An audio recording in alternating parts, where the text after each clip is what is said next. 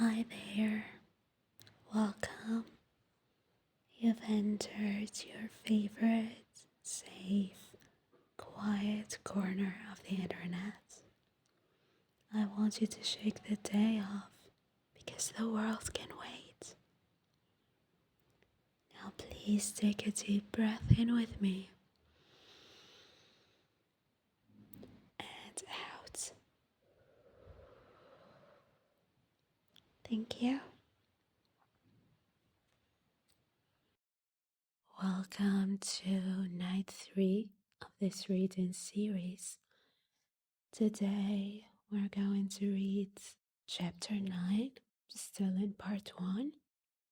Yesterday we saw how the underground man came to the conclusion that human beings are irrational by nature because all of our decisions are fueled by desire and not reason.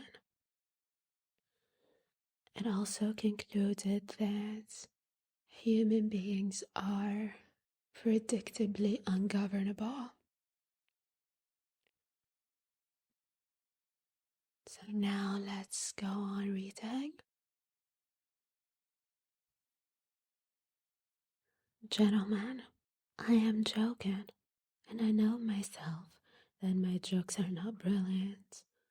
One can take everything as a joke. I am perhaps jesting against the grain.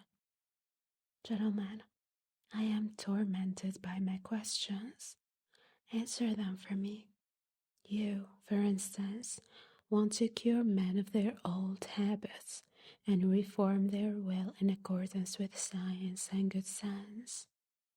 But how do you know not only that it is possible, but also that it is desirable to reform men in that way?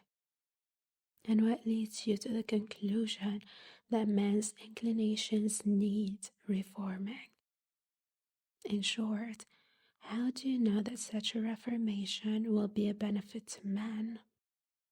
And to go to the root of the matter, why are you so positively convinced that not to act against his real normal interests, guaranteed by the conclusions of reason and arithmetic, is certainly always advantageous for man and must always be a law for mankind? So far, this is only your supposition. It may be the law of logic, but not the law of humanity. You think, gentlemen, perhaps that I am mad. Allow me to defend myself. I agree that man is preeminently creative, a creative animal, predestined to strive consciously for an object and to engage in engineering. That is, incessantly and eternally to make new roads, wherever they may lead. But the reason why he wants sometimes to go off at a tangent may just be that he's predestined to make the road, and perhaps, too, that however stupid the direct, practical man may be, the thought sometimes will occur to him that the road almost always does lead somewhere, and that the destination it leads to is less important than the process of making it, and that the chief thing is to save the well-conducted child from despising engineering, and so giving way to the fatal idleness, which, as we all know, is the mother of all the vices. Man likes to make roads and to create. That is the fact beyond dispute. But why has he such a passionate love for destruction and chaos also?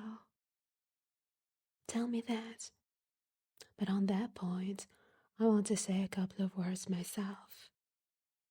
May it not be that he loves chaos and destruction. There can be no dispute in that he does sometimes love it, because he is instinctively afraid of attaining his object and completing the edifice he's constructing. Who knows? Perhaps he only loves that edifice from a distance, and is by no means in love with it at a close quarters. Perhaps he only loves building it and does not want to live in it, but will leave it, when completed, for the use of les animaux domestiques, such as the ants, the sheep, and so on. Now, the ants have quite a different taste. They have a marvelous edifice of that pattern, which endures forever. The ant heap. The ant heap, the respectable race of ants began, and with the ant heap they will probably end, which does the greatest credit to their perseverance and good sense. But man is a frivolous and incongruous creature, and perhaps, like a chess player, loves the process of the game, not the end of it. And who knows? There is no saying with certainty. Perhaps the only goal on earth to which mankind is striving lies in this incessant process of attaining, in other words, in life itself, and not in the thing to be attained, which must always be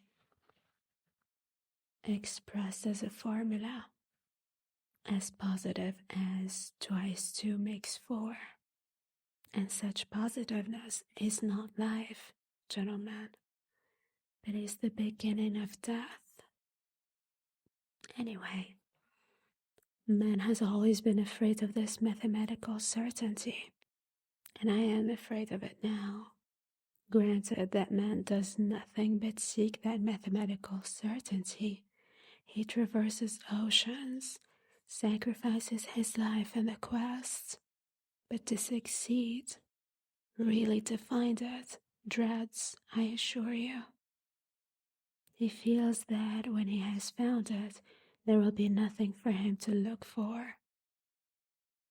When workmen have finished their work, they do at least receive their pay. They go to the tavern. Then they are taken to the police station, and there is occupation for a week. But where can man go? Anyway, one can observe a certain awkwardness about him when he has attained such projects. He loves the process of attaining, but not quite like to have attained. And that, of course, is very absurd. In fact, man is a comical creature. There seems to be a kind of jest in it all. But yet mathematical certainty is, after all, something insufferable. Twice two makes four seems to me simply a piece of insolence. Twice two makes four is a pert coxcomb who stands with arms akimbo, barring your path and spitting. I admit that twice two makes four is an excellent thing, but if we are to give everything its due, twice two makes five is sometimes a very charming thing too.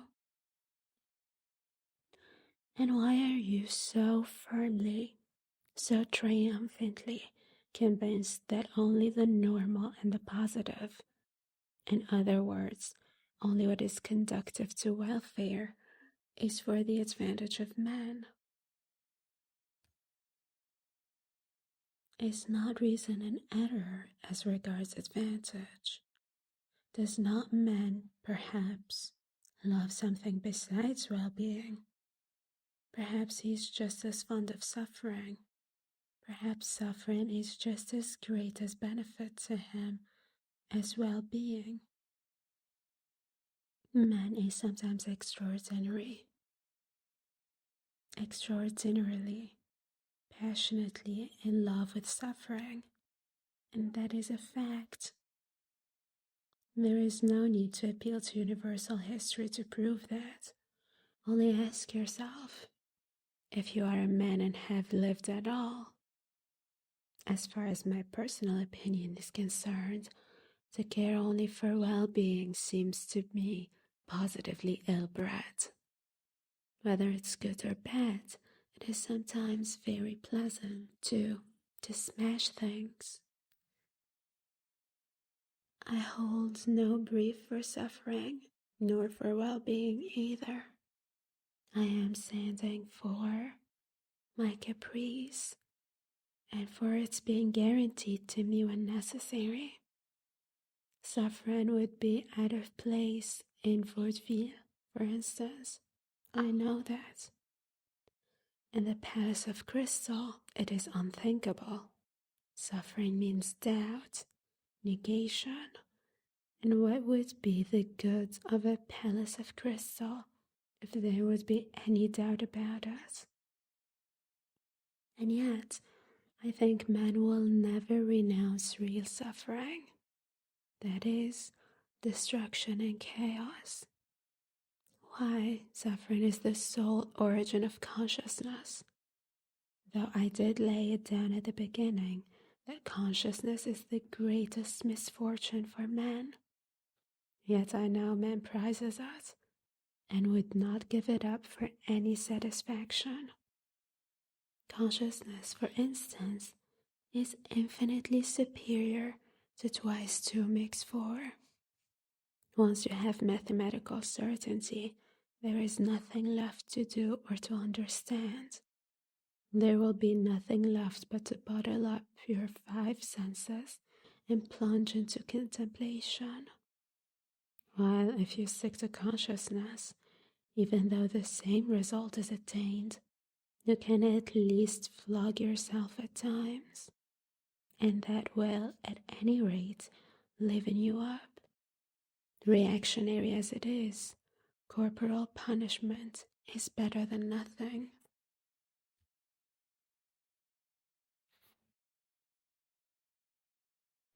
And now our time is complete. Thank you for being here. You are safe, you are calm, and you are enough. Until next time, stay hydrated and rest well.